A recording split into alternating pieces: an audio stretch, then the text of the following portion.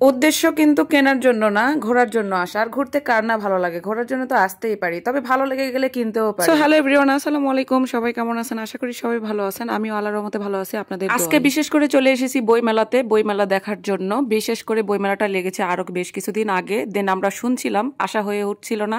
আজকে অবশেষে চলে আসলাম বইমেলা দেখার জন্য। তো চলেন দেখে নেই এক নজর বইমেলার দৃশ্য, বইমেলাতে কি কি হচ্ছে, কেমন ভিড়, কি অবস্থা। যদিও কয়েকদিন আগে প্রচন্ড পরিমাণের বৃষ্টি হয়েছে, এই জন্য বইমেলাতে ভাই অনেক কাদা। আর আজকে আমরা মূলত এখানে আসছি দিনের বেলা, অর্থাৎ বিকেলের দিকে। যদিও এখানে ভিড় জমে রাতের বেলা, মানে লোকজনের ভিড়টা জমে রাতের বেলা।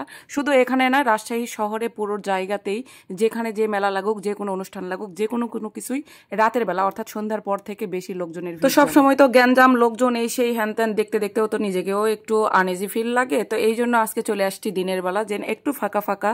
এই জন্য আপনারা দেখতে পাচ্ছেন যে বেশি লোকজন নেই, লোকজনের ভিড়ও নেই, মানে একদম মানে স্লো মোশন মানুষজন। আর এখানে এসে আমি একটু ঘোরাঘুরি করে দেখছিলাম কি কি বই আছে। যদিও কেনার আগ্রহ নাই, দেখার আগ্রহটাই বেশি। তারপরেও যদি ভালো লেগে যায় আমি কিনতেই পারি, কারণ ভালো লাগার উপর অনেক কিছু ডিপেন্ড। তবে এখানে এসে একটা জিনিস বুঝলাম, ব্যবসায়িকদের একটু মন খারাপ, তারা একটু আপসেট। কারণ তারা হচ্ছে যেদিন থেকে মেলাটা স্টার্ট হয়েছে সেদিন থেকে মূলত বৃষ্টি ধরছে, এই জন্য লোকজন বই কেনার জন্য আসতেও পারেনি ওইভাবে।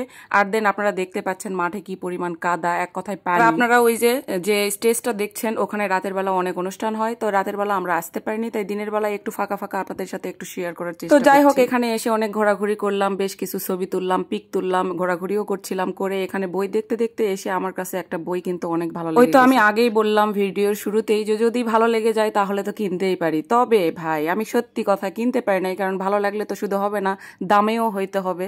তবে বইটা ভালো লেগে গেছে, কিন্তু দাম শুনে আমার আর নেওয়ার বইটা আর কিনতে পারলাম কোথায়। বইটা না কিনতে পেরে একটু খারাপ লাগছিল, তাই সামনের দিকে এগোচ্ছিলাম যে ওই বইটাই আর অন্য কোনো দোকানে আছে কিনা। দেন আমি অন্য দোকানে আর ওই বইটা দেখতে পাইনি, তো বইটা অনেক খোঁজাখুঁজি করলাম, দেখলাম। দেন সামনে এসেই দেখি খাবারের দোকান। তো ঘোরাঘুরি করলে একটু তো খাওয়ার মানে ক্রেভিং আসে। আর আমি ভাই খাবার প্রেমী মানুষ, যেখানে খাবার দেখি সেখানে যদি না খাই একটু খুঁতখুঁতি ভিতরে থেকেই যায়। তো এখানে খাবার দেখে মনে হচ্ছিল যে একটু খাইতেই হবে, তো ইউনিক ইউনিক কিছু কিছু দেখছিলাম, পিঠা দেখছিলাম।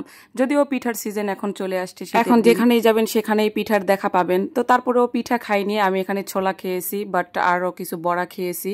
খেয়ে আমরা বিল পেমেন্ট করে এখন চলে যাব দেন। আর বাইরে এসে বেশ কিছুক্ষণ আমরা হাঁটাহাঁটি করব। আর এটা হচ্ছে মানে বইমেলার বাইরের দৃশ্য, মানে বাইরের দিকের গেট। আর সামনে হচ্ছে এই লাইটিং গুলো করা আছে। আর এই লাইটিং গুলো বিশেষ করে রাতের বেলায় বেশি সৌন্দর্য, মানে সৌন্দর্যে ফুটে ওঠে। তো আমি তো বিকেলবেলা আসছি, তাই ওই লাইটের দৃশ্যটা ওইভাবে আপনাদের কাছে ফোকাস। এখন ঘোরাঘুরি শেষে সিএমবির এই প্রাণপ্রিয় অবন্তর অবনীয় সুন্দর একটা রাস্তায় এখানে এসে একটু ভিডিও করছি, ছবি তুলছি, একটু হাঁটাহাঁটি করছি। কারণ এই রাস্তাটা দেখলে প্রত্যেকটা মানুষেরই মানে ক্রেভিং ওঠে হাঁটার। খাবার ক্রেভিং যেমন ওঠে, কিন্তু হাঁটারও ক্রেভিং ওঠে কিন্তু এই রাস্তাটা। তাই এখানেও কিছুক্ষণ হাঁটাহাঁটি করলাম। রাস্তাটাও দেখেন কি সুন্দর ফাঁকা স্পেস। কিন্তু বিকেল যখন দেন সন্ধ্যা যখন হবে তখন দেখবেন যে মানুষে ভরপুর, একদম এখানে পা ফেলার জায়গা নেই। কিন্তু সৌন্দর্যেও কিন্তু এই বইমেলা লেগেছে সিএমবি মোড় কালেক্টরের মাঠে। সবাই চলে আসবেন। আগামী ভিডিও পর্যন্ত সবাই অনেক অনেক ভালো থাকবেন। দেন রুষামনির পাশে থাকবেন। সবাইকে আল্লাহ হাফেজ।